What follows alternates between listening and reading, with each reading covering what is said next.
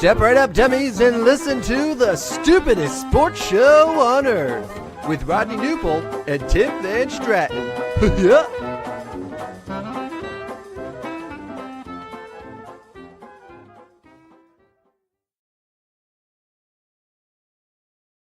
Well, hello, dummies, and welcome to episode number 150 of the stupidest sports show on earth. My name, as you all know, is Tim Hoya Destroya Van Stratton, joined by who else? Rodney Newpole, the Rod Dog, as I call him. Hoping that nickname catches on eventually. Rodney, happy Thursday. Happy 150th show, man. Crazy. Yeah. Yeah, no, it's a milestone. Congrats on the milestone of 150 already. If you are asking how I am, I'm tired tonight.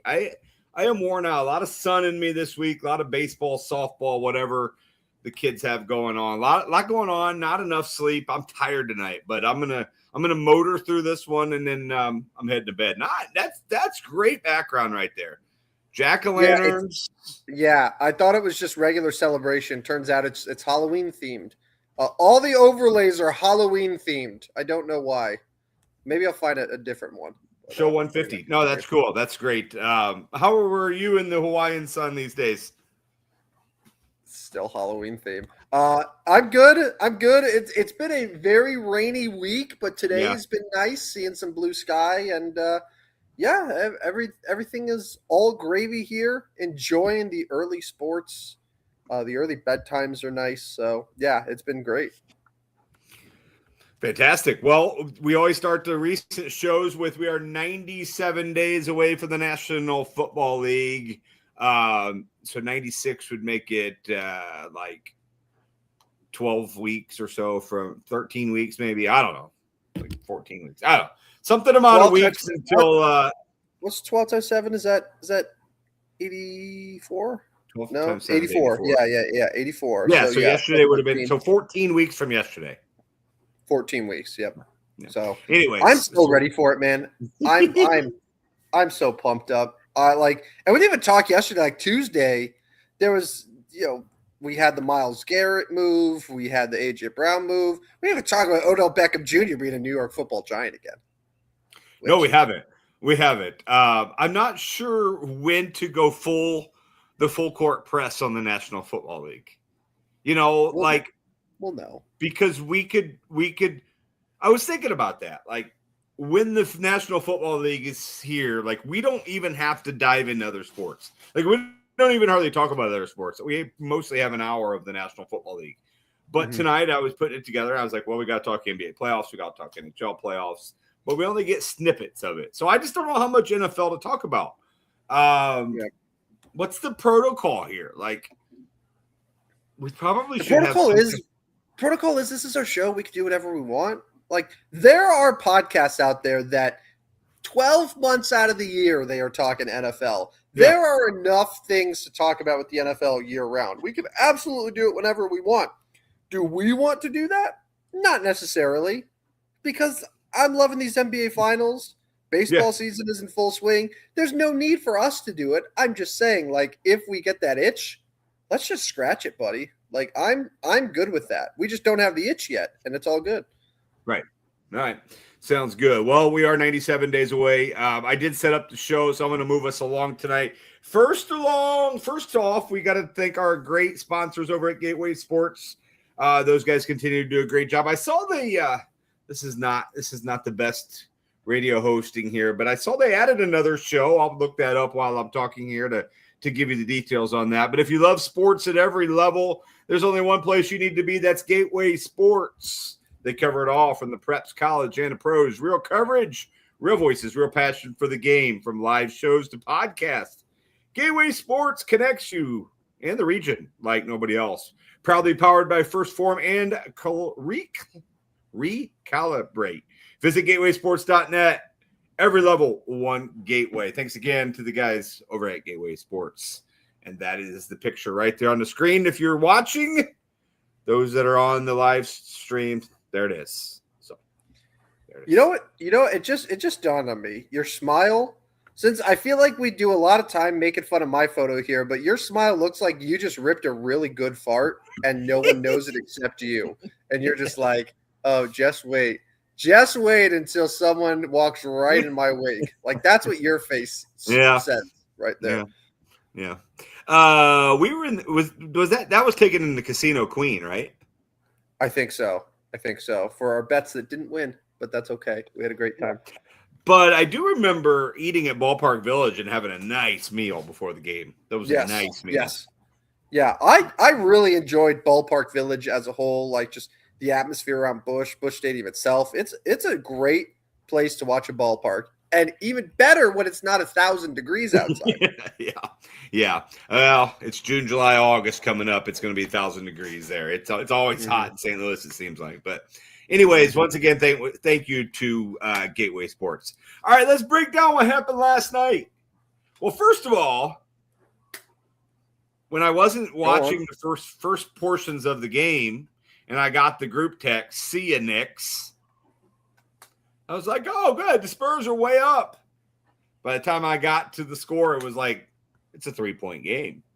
So it was Tim doing the best he could to put the curse on the New York Knicks, and it worked. It was like an 8-point game when I sent that. It was I think an 8-point game, and Brunson was heading to the locker room. I think that was the point when I sent it. Yeah. Well, they bounced back. They won on the road. They've now stole home court advantage. They've won 11 straight games. Wemby looked 12 straight. Yeah. What's the word for Wemby? He looked normal.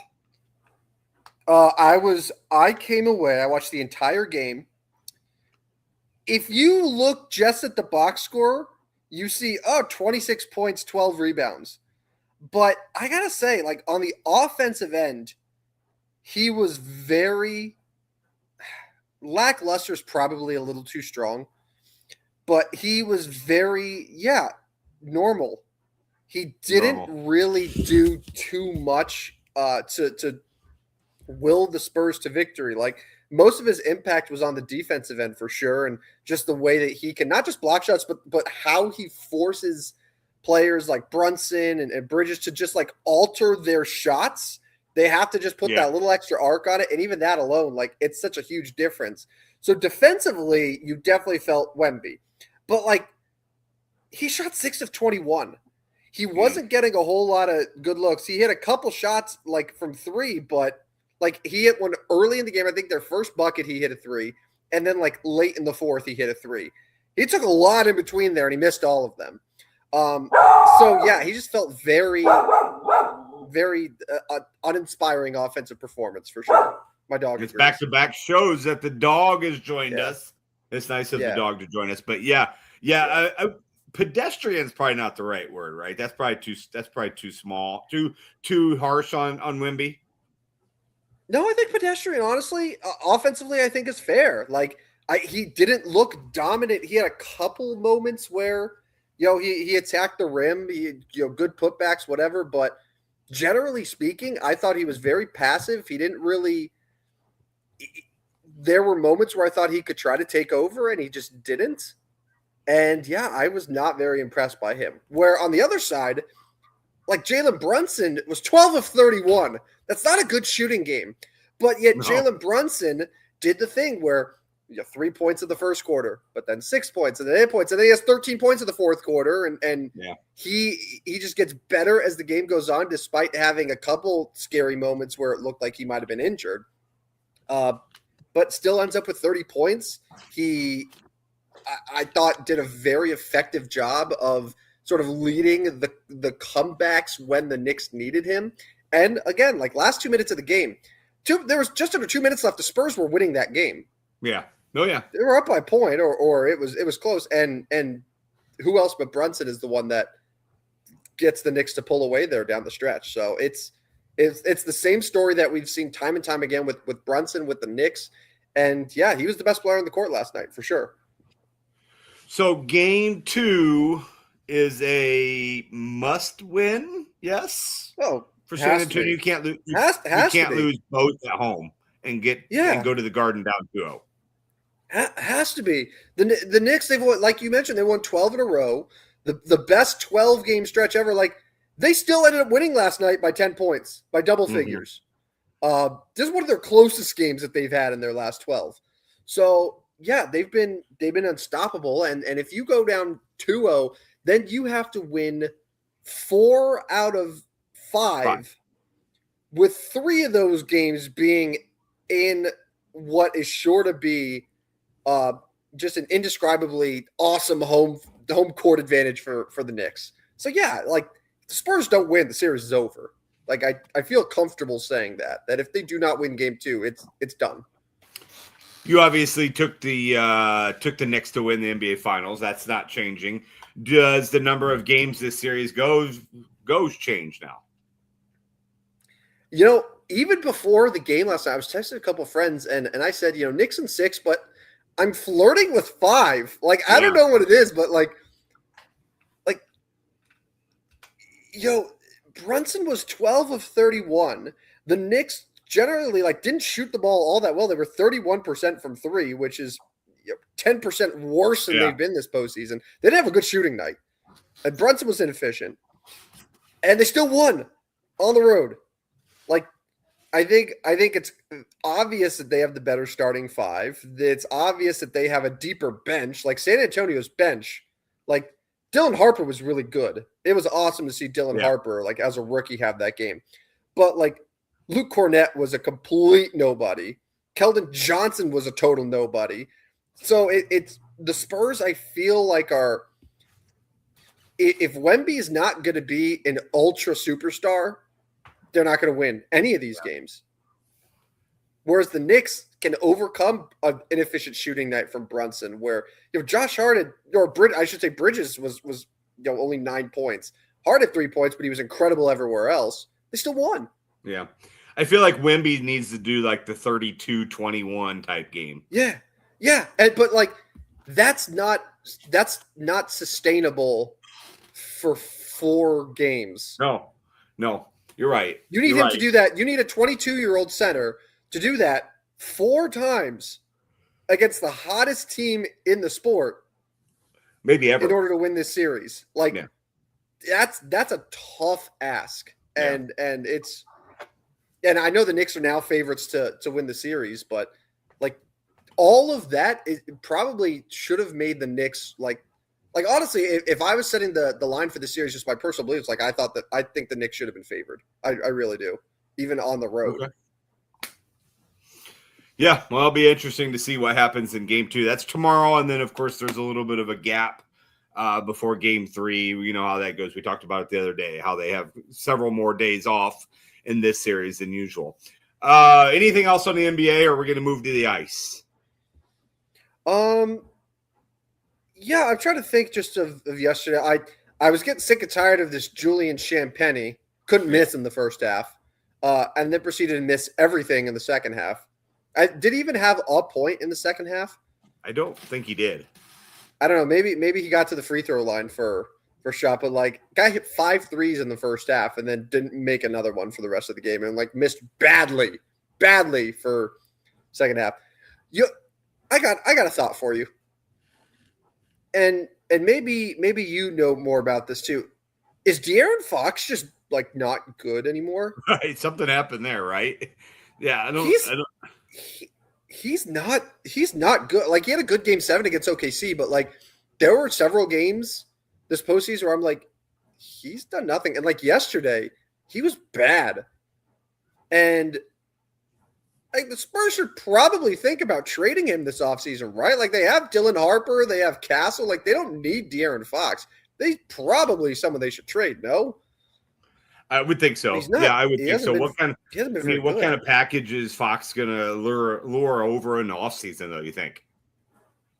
I don't think a big. I don't know. Maybe De'Aaron Fox, rather than just shipping him away where he's the centerpiece, maybe De'Aaron Fox is tries to be a part of a package to get someone else, someone good to pair with Giannis. I don't know, but man, it's been several games now where he just hasn't been good. And yesterday he was terrible. He was really bad.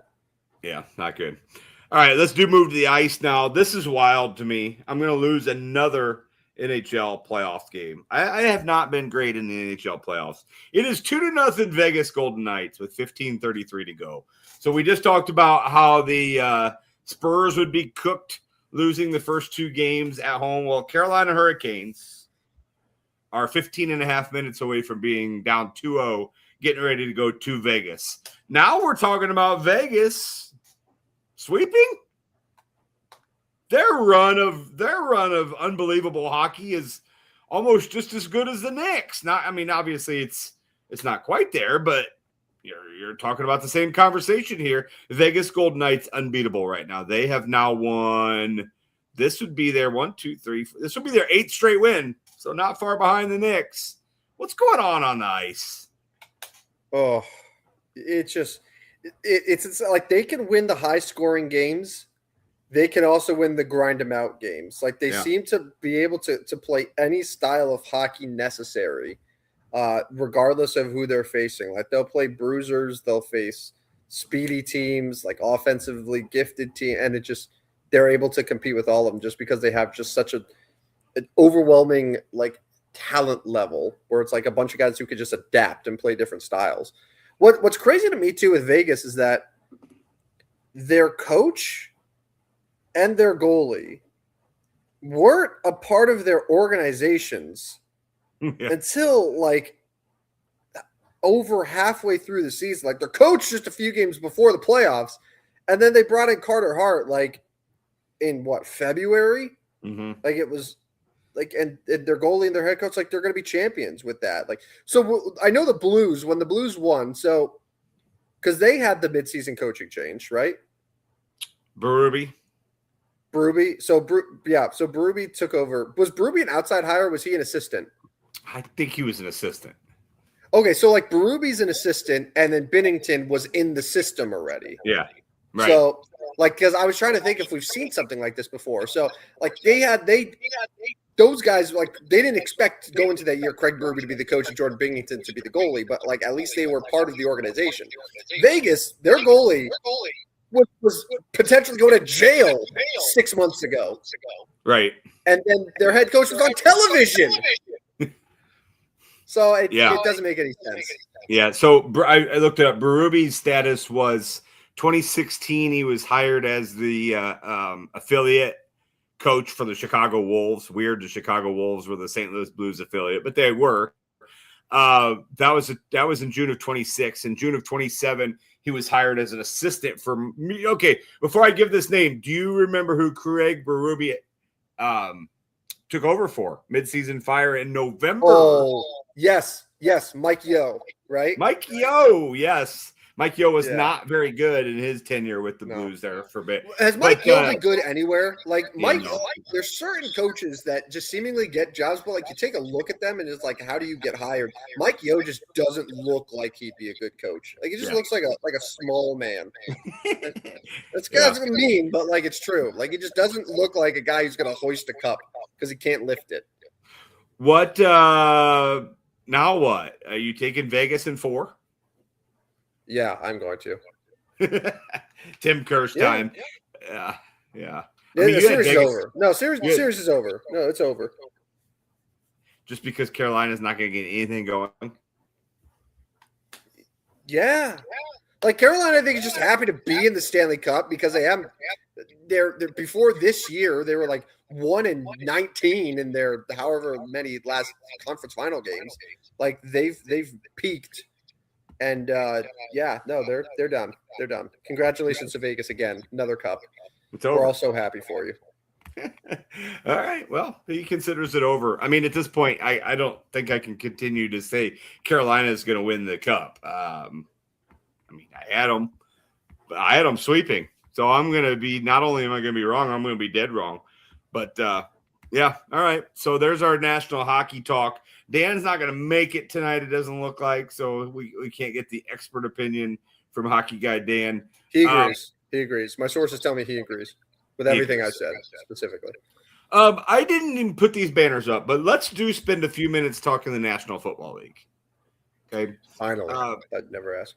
Today, Christian Watson signed a 4-year, $110.5 million extension. I know you have thoughts here. Yeah. All right. So Christian Watson, I'm tweeting out, the links here. You got paid. So this is what happens when you run the socials here. So he gets what, 110.5 million? Mm-hmm. So Christian Watson is 27 years old. He's been in the NFL for 4 seasons. In those 4 seasons, he's never had more than 620 receiving yards. So it's not like he's been on the cusp of 1,000 yards. He hasn't even gotten 700 yards in a season. Correct. He's 2 years removed from a torn ACL. Pretty significant injury. The Packers, who already gave Jaden Reed an extension, give Christian Watson a deal that pays him average annual salary of $27.6 million a year. That's the same that George Pickens is making from Dallas on the franchise tag. I saw that and I thought I was going crazy because, it's sometimes it's guys get paid these big contracts, but it's they're super underrated. They're much better, but I've never once looked at Christian Watson to be like that guy. That guy should be $100 million wide receiver. He just seems like any other Packers receiver, and they always draft him mid to late rounds, and they sort of just rotate, and a couple of them leave, and I was perplexed. And then I was asking too in the group chat with you guys, Juwan Jennings got 1 year for $8 million. Mm-hmm. Are we even sure that Christian Watson is better than Juwan Jennings? I'm not sure. Right. And the fact that we have to debate it kind of makes the point where one of these guys is making almost $30 million a year now. The other one's making $8 million. Yeah, three times as much. Yeah, three times over 3 times as much, and for 4 years. So I must be missing something, and maybe if there's Packers fans that are listening, they can inform me here, why this deal makes any sort of sense. But yeah, it was bizarre, man. It really was, and I'm glad that I wasn't the only one who was shocked when we saw that. Yeah, let's go to your New York Football Giants, who obviously have made some moves. Odell Beckham Jr. Is there any juice left in Odell? You think? What are the expectations from Giant Nation? Let's spend about, another 7 minutes or so talking the National Football League here before I get to – we've got about a 15-20 minute Major League Baseball game I want to play. But what do you think of OBJ joining the Giants? So concerned with the time always. I mean, my God, do whatever we want here. Yeah, I'd be lying if I did it at one point the other day when he signed. What was that, Monday? Is that Monday that happened? At one point, I said to my wife out loud, "This is the greatest day of my life." That is knowing that he's 33. Yeah. He didn't play at all last year. He doesn't even have his same number. He's wearing number 3 now because Jalen Hyatt's taking it away from him, but that's okay. Jalen Hyatt's going to get cut, and then Odell can get 13 back. Okay. He's not going to be a number 1. He's probably not going to be a number 2, but damn, man, I would be shocked if Odell Beckham Jr. is on a 53-man roster if he doesn't make some type of impact. Even if it's just a couple catches a game, I think he's still too good of a route runner. I think that he still has the hands and the ability just to make catches and just extend drives. He's not going to be the turn and burn big play guy, but even if it's just a couple key catches a game, he can contribute. And I love that he so badly wanted to come back. I love that they were able to make it happen. I was terrified when I saw that they signed Braxton Berrios, and I was like, oh God, are we really choosing Braxton Berrios over Odell Beckham? No, we're getting all of them. And Juju Smith-Schuster for some reason. They're just they added all of them. Yeah. It kind of makes me nervous about Malik Neighbors, if I'm being honest with you, but yeah, I'm very, very happy that Odell Beckham is back. I love him. I always loved him. He is one of the most beloved ex-Giants. After he got traded, people loved him, and it wasn't like, oh, we're against Odell. Like, no, we were against Dave Gettleman. Like, we loved Odell. Like, I'll follow Odell anywhere he goes, and I'm just so happy he's back. I think it sounds like you need an updated OBJ jersey. I mean, if he ends up sticking with number 3, I might consider it, but I'm waiting for Jalen Hyatt to finally get cut, and then Odell can get his 13 back. So you know what I found out today, kind of sifting through a little bit of National Football League. I'm going to ask you if you know. Do you know where this player is playing? Oh, yes.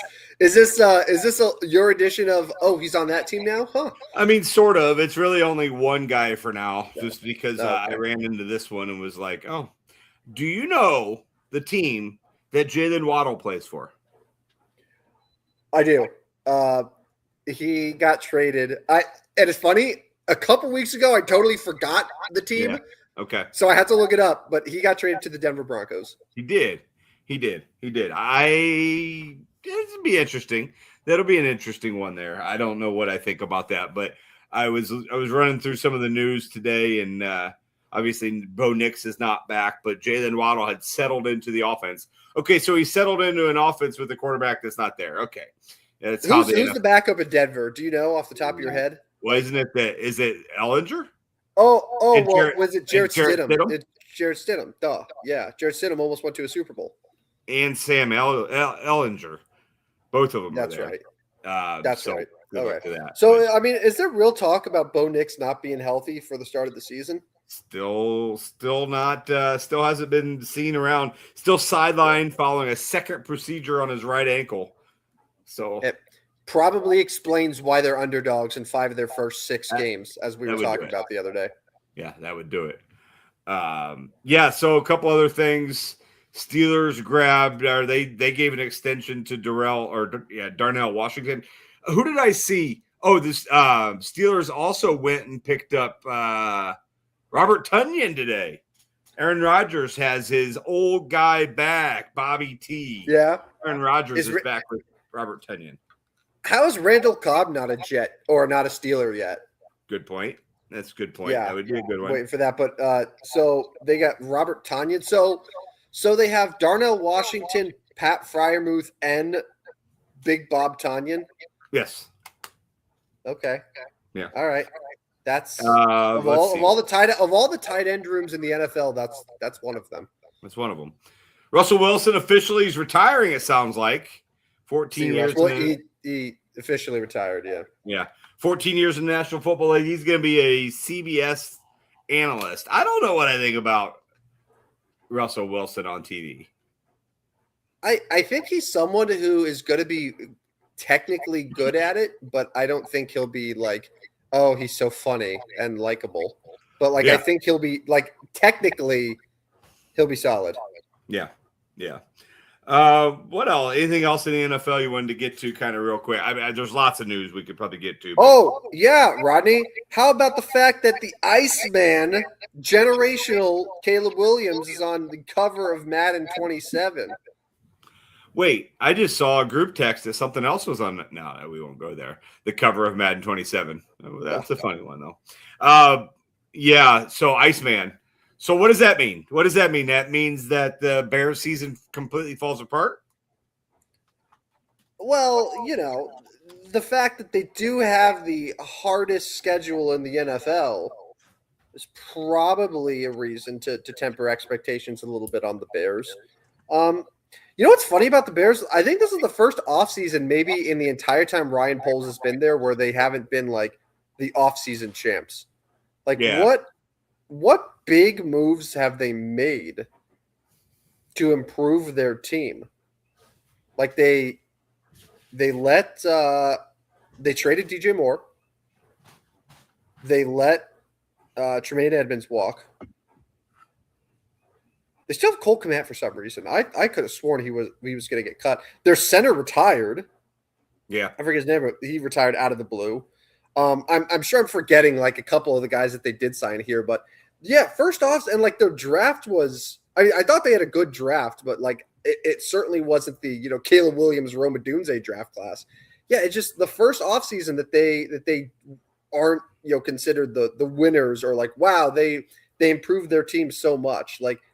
I see. Yeah, they added Khalif Raymond from Detroit. Garrett Bradbury is their new center. Devin Bush, they signed Kobe Bryant from Seattle. So like a couple guys, but Yeah. generally speaking, like quieter than normal. I'll say that. Quieter than normal.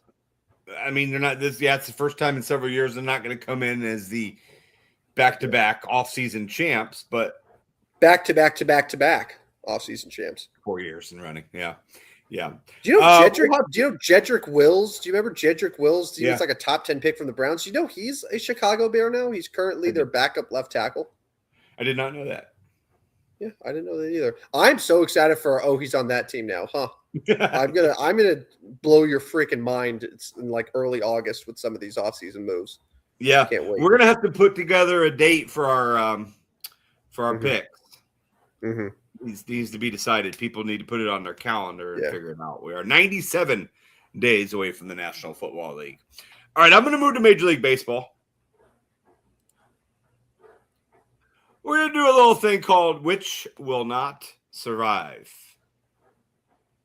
Okay, I'm interested. What that means is I'm going to give you every single team that would make the Major League playoffs as of 1 hour ago. Mm-hmm. There are some that are very close, so some that will fluctuate even over the next maybe hour. But all of these teams I am listing to you in the next X amount of time are currently going to the playoffs. I'm going to ask you, which will not survive? So you don't think that they'll be in the playoffs. All right. I did it random. We're going to go random. Any order, any division. I'll tell you the team. I'll tell you the record. I'll tell you where they stand in the standings. And the first one, ironically, is the Tampa Bay Rays. 13 games over 500, have a lead in the American League East, and probably liked the news coming out of the Bronx a few minutes ago. Yeah, no, and that's exactly why I'm going to say the Rays will survive. And even if if the Judge thing is not a factor, like the American League is so bad that even if Tampa Bay ends up second in that in the division, like your main competitors right now for the wild card are the White Sox, the A's. Like it's not a deep group. So yeah, I think the Rays are looking really good, and it would take a meteoric fall for them to drop out of the playoff hunt. So what I was referring to is it just came out that Aaron Judge will not play for up to 4 to 6 weeks, and that's just when he's going to get another imaging, right? Yeah. So at some point in time, unbeknownst to all of us, I feel like that's been the case with like every Judge injury. Like there hasn't been an obvious moment, but like a little thing that happens, he makes it seem like it's nothing, and then it's like turns out that it's this. Last year it was the elbow and he couldn't throw, and then this year it's like a right rib fracture where he saw a specialist. At first he was just day to day, and then he sees the specialist, and now it's 4 to 6 weeks, and then he'll get reevaluated. And that's to say that is a big loss for the Yankees is a pretty heavy understatement. And yeah, they're going to have to rely a lot on Ben Rice, on Cody Bellinger. Sounds like Giancarlo Stanton is slowly progressing here. Like he's taking BP, so they're going to need him back. But yeah, it's going to be a June swoon potentially, which is par for the course with them. So 2 questions before we move to the next team. Number 1, that likely means we do not see Aaron Judge in the Midsummer Classic, correct? I would expect him not to make it. Like he could even get voted in by the fans, but like I doubt that he would play in it. Yeah, this would be right at that 6-week mark. Second question is his chance of winning the AL MVP is not good, right? It's over now. Yeah, you can't miss 30 games and still be. I mean, there's no rule against it, but your chances are not good. He's not going to hit 50 plus homers again. Correct. Yeah. So but this is a chance for my guy Ben Rice to potentially run away with it. If he is able to keep the hot bat and like keep the Yankees in a strong position to overcome Judge's absence, like this is a chance where he can really make his case versus the rest of the field. You do love your Uncle Ben. I do. Him and Cam Schlittler are like my two sons, who are like just a few years younger than me. Exactly. All right. Next team in the which will not survive game. Some of these are probably pretty obvious. Milwaukee Brewers. So Milwaukee Brewers are going to survive and make the playoffs. Will the Milwaukee Brewers survive and win the NL Central? Your thought is, I mean, I'm guessing a high percentage yes here because the next contender was the Cubs, and they don't look like they're going to be in the. I mean, gosh, they're going to lose again. They're going to get swept by the A's. Well. I was just going to say it's 2 outs, 2 on. They scored 2 runs in the 9th. 2-2 count. Potentially pull this out. It would be quite a generational win for the Cubs to pull this one out. But yeah, they are 1 out away from getting swept and falling to 1 game over 500. Rodney, the Cubs had 2 separate win streaks of 10 games this year. Yeah, that's wild. Yeah. And here they are going to be 1 game over 500. Brewers survive. I saw Sylvie from like Waddle and Sylvie, the ESPN Chicago, said that this season is like right there with 2004 as one of his least favorite Cubs seasons, like to watch. Like they hate this team, and I get it. Yeah. But anyway, back to the Brewers. The Brewers just the NL Central is weird because it's you look at it's like wow, it's so competitive. Is it? Like. I just think the Brewers, just from where they were last year, and clearly they've carried that over into this year, and like statistically so much better than the other teams behind them, even though other teams behind them, like the Cardinals, the Pirates, and the Reds are all playing above their normal levels. The Brewers are playing right at their normal level. So I think the Brewers are going to survive and win the division once again. This one, so the Cubs tied it 6-6. No. Yeah.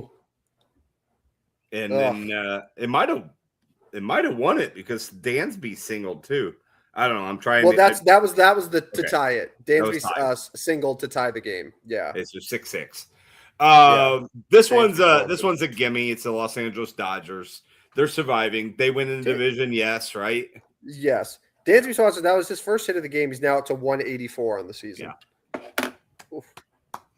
Generation. Right, Dodgers. They'll win the division. Yeah. Now's when we start talking here. You know what sucks about the Dodgers? What sucks about the Dodgers?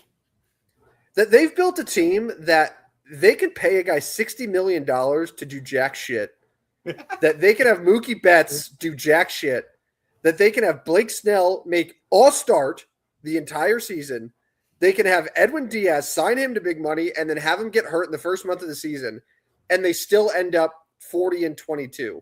Yeah. Like, that's why we need a salary cap. Yeah. I hear you. That's why. This is why. It's so gross. Anyway, proceed. Chicago White Sox are 33-29. The White Sox are currently the 2nd wild card. So they'd be the 5th seed in the American League. Now, before you answer, there's only 5 teams in the American League over 500. The next best wild card contender is Oakland at 30-31. The Rangers are right there at 30-32. So I ask you, do the Chicago White Sox survive? And by the way, 2-2 in Carolina now. And the Cubs did walk it off, by the way. The Cubs did win. Cubs win. I think it was PCA with the game-winning hit. His first career walk-off hit. Generational. They avoid the sweep. This is Wrigley Field. That's a full stadium, man. They believe in the team again. This is all they needed. They're up for. They were down 4-0. That's a comeback win for them. So good for the Cubs. Vegas and Carolina 2-2, 5-16 to go. Chicago White Sox. Do they survive? Oh, the White Sox have a better run differential than the Cleveland Guardians. Yeah, only two games behind them. Yeah. I probably not, but I've been wrong plenty of times. And the AL is so bad that anything's possible. But I'm gonna say probably not. No, I don't think they'll survive as much as I want them to. I would love to see the White Sox end up in the playoffs and the Cubs missing the playoffs. Yeah. But yeah, I think the White Sox do not survive. I think this is another gimme.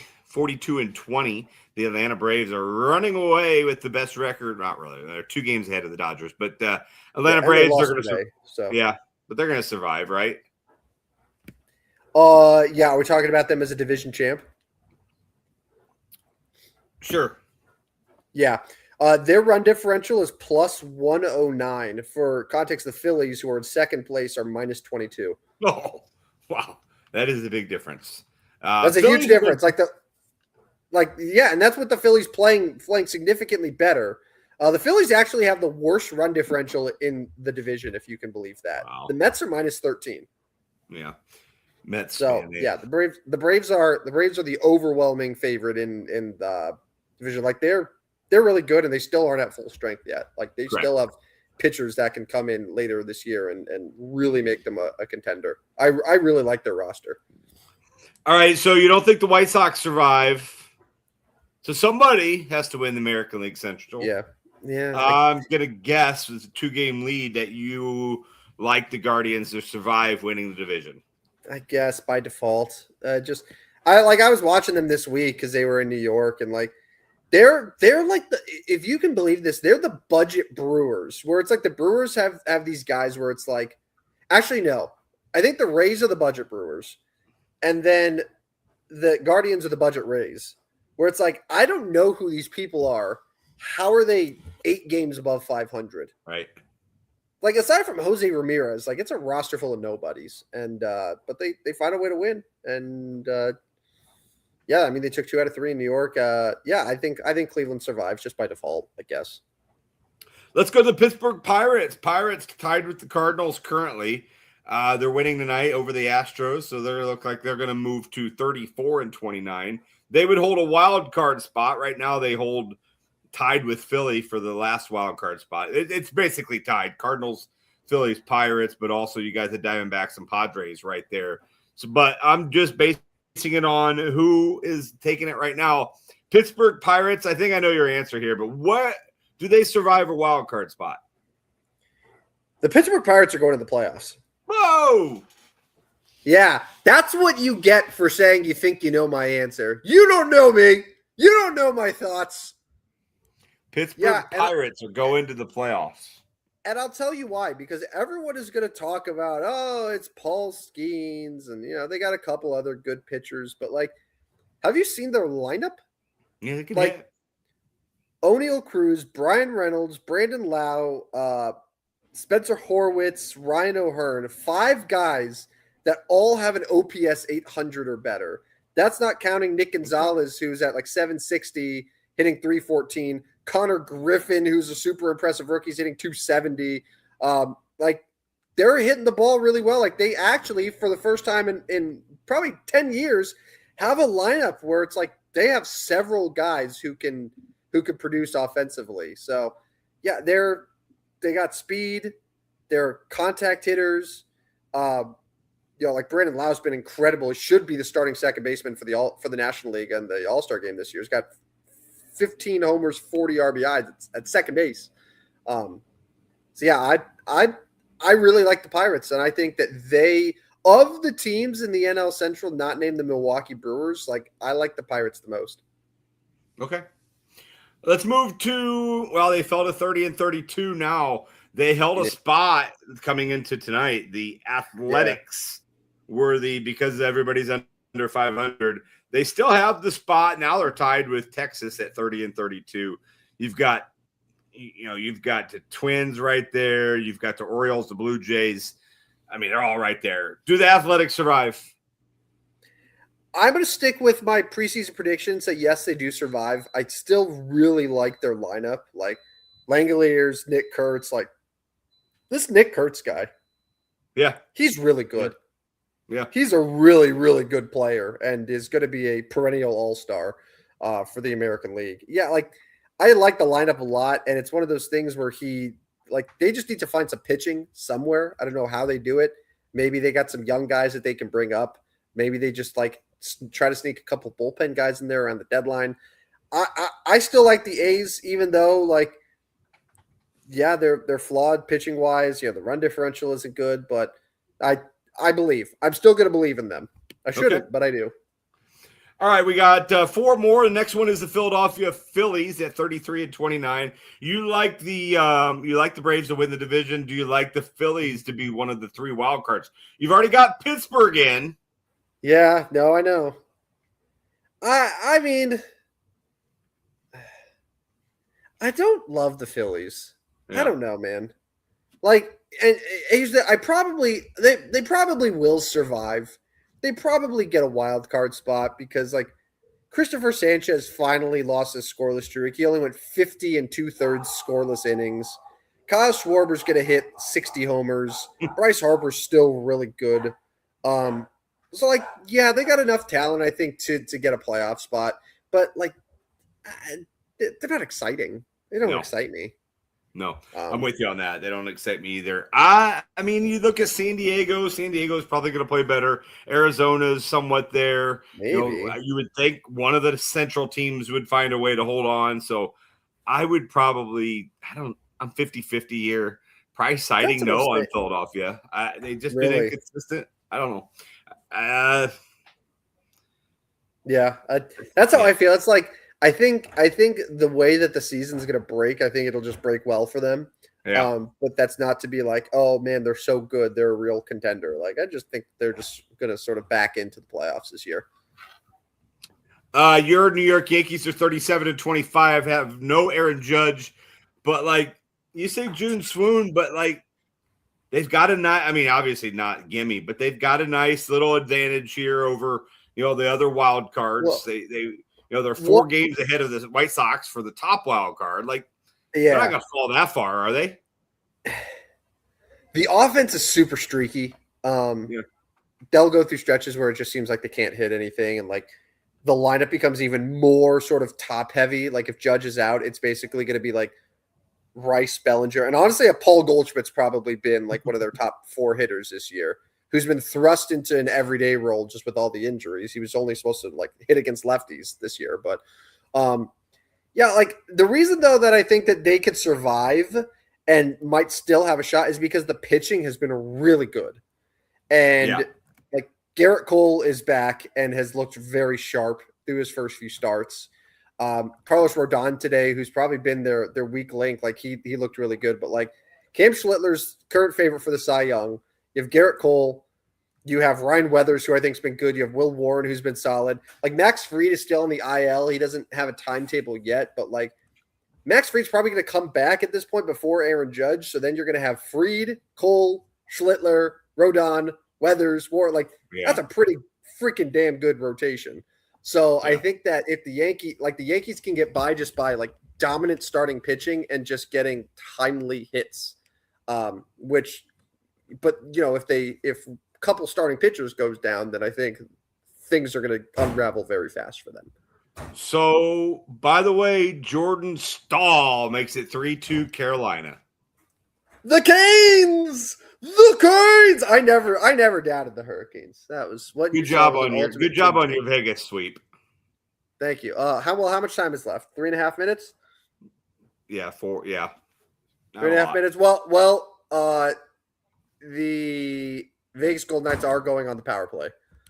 So, all right, I got to throw that puppy on. I'm going to throw that puppy on here. I'm going to do the show because I'm a professional. But yeah, Vegas is going on the power play here with 3.5 minutes left in the game. The crowd looks despondent. Rod Brindamore looks upset. It seems like it was a bad penalty. Yeah, not great. The Golden Knights power play, by the way, is 0 for 3 with 0 shots on goal. 0. None you got a shot.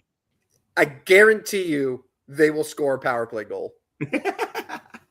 You are trying to jinx it. All right, 2 more teams in Major League Baseball. We're going to go Seattle Mariners, 33-30. They had a slow start, but they played much better as of late. They look like maybe back to somewhat the team they were last year that we saw make a run.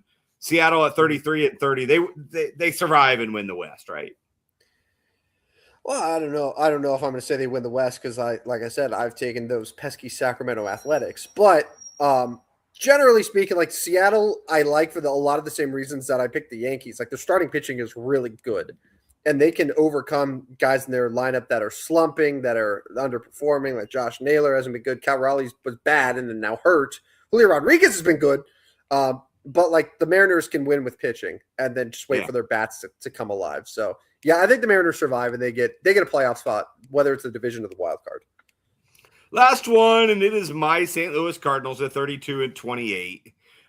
You were yes on all three divisional winners. You thought the Brewers would win the division. Mm-hmm. You thought the Braves would win division. You thought the Dodgers would win division. You liked the Pirates to get in. You were reluctant, but you took the Phillies to get in. I have a feeling my Cardinals are going to get squeezed out here. How about you answer first, and then I'll give my answer. I don't think the Cardinals are going to make the playoffs. I don't really say they're catching lightning in a bottle, like because they're not playing like elite level baseball, but they're playing well enough to stick around. I just don't know how long that'll last. And what does stick around mean? Does stick around mean you 81-81 and the wild card team wins 82 or 83? I don't know. I don't think the Cardinals will make the playoffs. Now they are getting Lars Nootbaar back. I don't know if he's necessarily a season changer, but you kind of hope when Lars comes back, maybe he finds some of why he was exciting in the first place, right? Like there was a reason people love the guy, but we need to see it. We need to see it. So is Jordan Walker still crazy hot? Jordan Walker slowed down a little bit. Let me pull up Jordan Walker's numbers. Because in one of my fantasy leagues, it was a very controversial move. I traded Jordan Walker and Jose Soriano for Aaron Judge. Clearly has not worked for me because Aaron Judge immediately broke his ribs, which that's expected. It's the Tim curse. We all know it. But I just didn't know if I should feel extra upset because Jordan Walker's also still amazing at the same time. Jordan Walker's hitting 291. 355 OBP, 537 slug. He's got 15 home runs, 11 doubles, 44 RBI. Really so good, man, it's really a nice good. Season. Yeah. Is he? I filled out my All-Star ballot yesterday. Do you vote for the All-Star game, by the way, for baseball All-Star games? Do you still have that I wonder? I like to do it in person at the stadium. You punch the little hole. I love doing it. Do they still have that?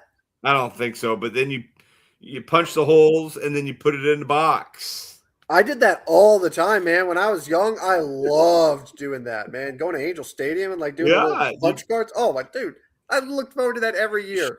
That's probably showed up to the ballpark just to get. You know what it is? It's they have a little poster and it's just scan this QR code and then it takes you to vote on your phone. I want the punch card ballots, the punch ballots. I'd always take one home. Yeah, just to look at it. And I'd take one home. I got the All-Star ballot at home now. But anyways, Cardinals 32-28. Are they going to survive? So I have bad news for you. They get scored. It was just as the power play ended, they get a nonsense tip with 1:20 left in the game. Now, does it count because they had the goalie pulled, so they did have a man advantage? Does that count? whatever you want. Right. You guaranteed it. Right. Good win. I don't think the Cardinals survive. I just don't have the pitching. I don't disagree there. Yep. Anyways, all right, that's our game to 12 teams that are in the playoffs and see if they'll survive. We'll recap or we'll come back to this in 6 to 8 weeks and see if we have any changes to it, if we've changed our mind. All right, it is best bets for betting time. I'm pretty sure Frederick Anderson hit the puck into his own net. Just Fred. That's what you get for being named Fred. Anyways, best bets for betting time. Fred. You got something against Freds? Did you have like a bully named Fred growing up? And now you have this natural. No. Fred. Anyway, best bets for betting. All right, best bets for betting. I'll go first here. Reminder: I am 85% 84-91. Ugh. You are 88-87. It's not much better. It's better, not much. 4 games. I could be ahead. I could be ahead on Tuesday. All right. I'm gonna go San Antonio Spurs. I'll be your Huckleberry. San Antonio Spurs. So Spurs minus 5.5. The streak ends. The Knicks finally lose. All right, I'll go Cubs, riding that high. It's a Friday game. The vibes will be high at Wrigley, the Friday 120. And I just saw a tweet that came across that Wrigley's got 7 walk-offs already this year. That team is so weird, man. The team of destiny. Team is so weird. Oh, my God. The destiny of just permanent mediocrity. Yeah. Cubs over the Giants. I'll move to the W. I'm going to take the Wings. It's Paige Beckers and Ozzie Fudd. I'll take them to beat the Sparks. Kelsey Plum might return, but it doesn't matter. I'll take the Wings. The Brewers, because why not, right? I have the Brewers on like every card because why not? They're the Brewers. I'll take them.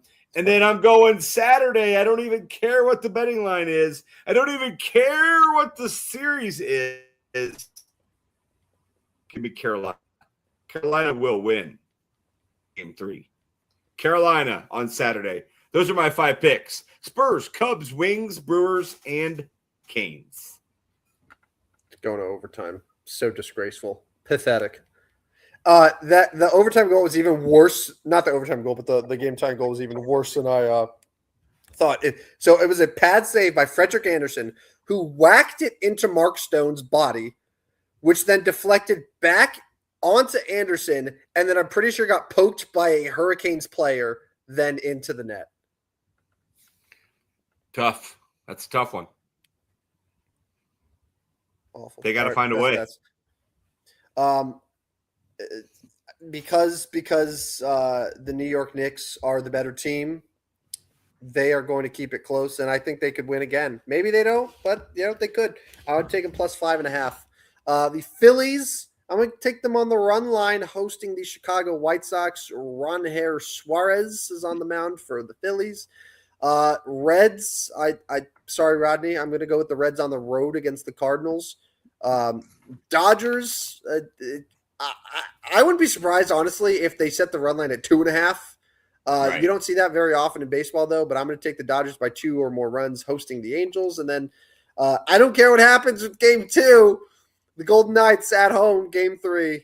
Book it. Sell your house.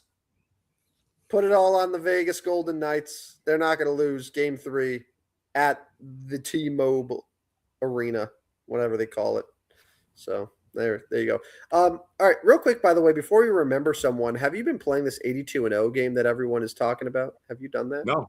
No, explain. No, so it hasn't reached your Twitter. So it's this new game that's sweeping basketball Twitter. It's called 82and0.com. And all you do is you just hit spin.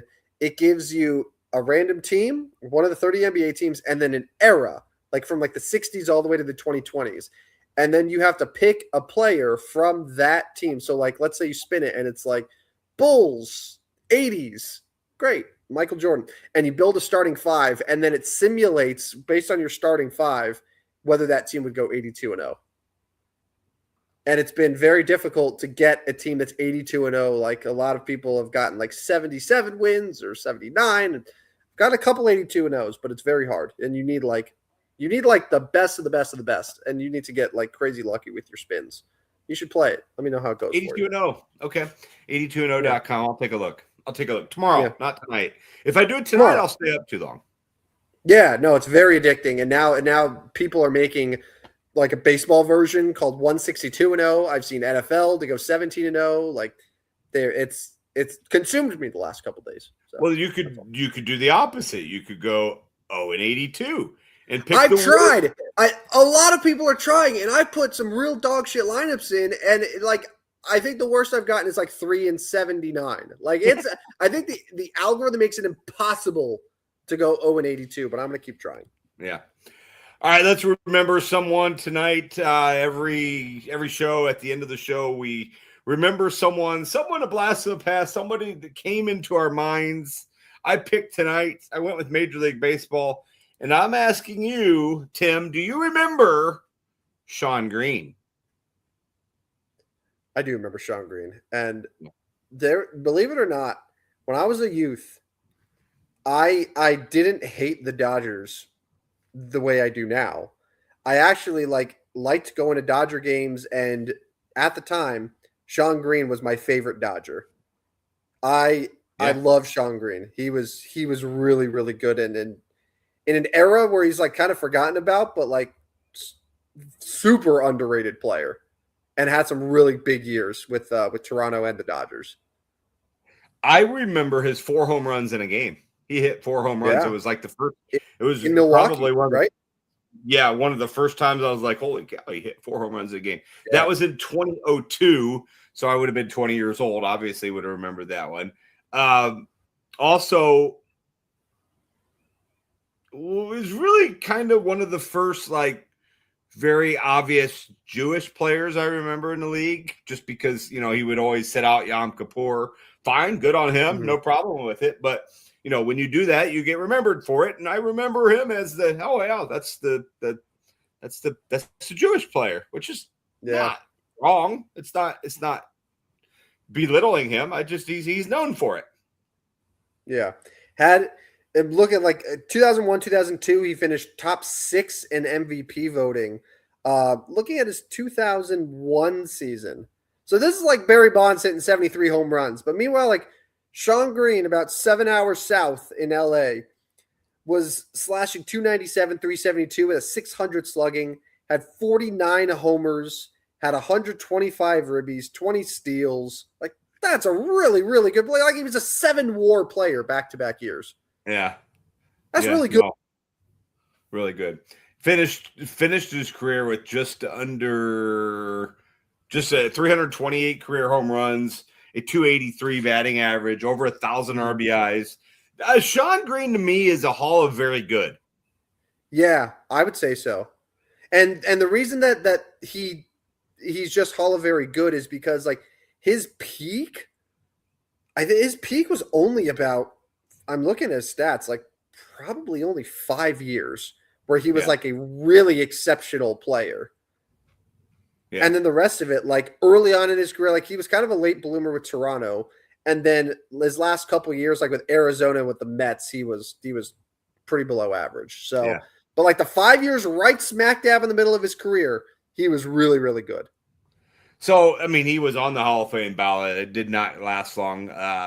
He received 2 votes and was eliminated right away. So he was eligible in 2013. 75%, of course, is necessary for induction. 5% was necessary to stay on the ballot. He did not get the 5%. He finished at 0.4%. So, sorry, Shawn Green. Did you know that game, the 4-homer game against Milwaukee, it was also the MLB record for most total bases in a game. 19 total bases. So he had a triple? 4 homers. Yeah, let me go and let me go back here and see this. Sounds like 4 home runs exactly what he did here. Green versus Brewers. I'm assuming so. So was he that close to 5 homers? Maybe. So he was 6 for 6. Oh, with 6 runs scored and 7 RBIs. Honestly, it's surprising that he only had 7 RBIs with a 6 for 6 4-homer game. Yeah. Yeah. Yep. So he must have had 6. So he must have had a double and a single. Then he didn't get the triple because it was after hitting an RBI double his first time up, hit a 3-run home run in the second, solo shots in the 4th and 5th. Then in the 8th inning, he had a single. Then came up again in the 9th inning and hit a homer. Have a day, kid. Yeah, so 19 total bases, broke the major league record of 18 set by Joe Adcock in July 31st, 1954. That is having a day right there. That's a day. Arguably the best day that anyone's ever had at the plate in a Major League Baseball game. Yeah, agreed. It's up there. Agreed. Yeah. All right. Well, let's go ahead and wrap it up for the night. Make sure you follow us on Twitter, not X. Stupid Sports Show, no W on the end. It is definitely Twitter. Make sure you get signed up for the Substack that's up there in that corner over there. It's up there. You scan that little thing. It brings you the Substack. Substack is right at 500 for June. Still ahead for the year. So we'll see if we can get going there. And then, of course, one reminder, show 150 today. So you are part of history. They said we'd never make it to 150, but here we are. Show 150. You can't stop us now. You can't stop us now. Take it, haters. Take it, taste it, losers. Yeah. So on Tuesday, we're going to have 2 more NBA games. So we could be looking at a 3-0 Knicks lead or a 2-1 Knicks or a 2-1 Spurs. Maybe Tim cursed the hell out of the Knicks and the Spurs are now just going to dominate. I hope not, but it's possible. Yeah. Game 2 tomorrow should be fun. And then, by the time we get here Tuesday, 3 of them will be over. So we're about done. NBA, NHL, going to be see you time. And then that's when we get to football. I can't wait. Yeah. Bring it on. All right. Bring us out of here. I will get us out of here. He's Rodney Duple. I'm Tim Hoya Destroyer Van Stratton. Thanks for putting the show together tonight, Rodney. Episode number 150, and we'll do number 151 on Tuesday night, 9 p.m. Central, as always. But until then, have a good weekend, everyone. Until next time, this has been another edition of the stupidest sports show on earth. See you guys. See ya. Step right up, dummies, and listen to the stupidest sports show on earth with Rodney Duple and Tim Van Stratton. Yeah.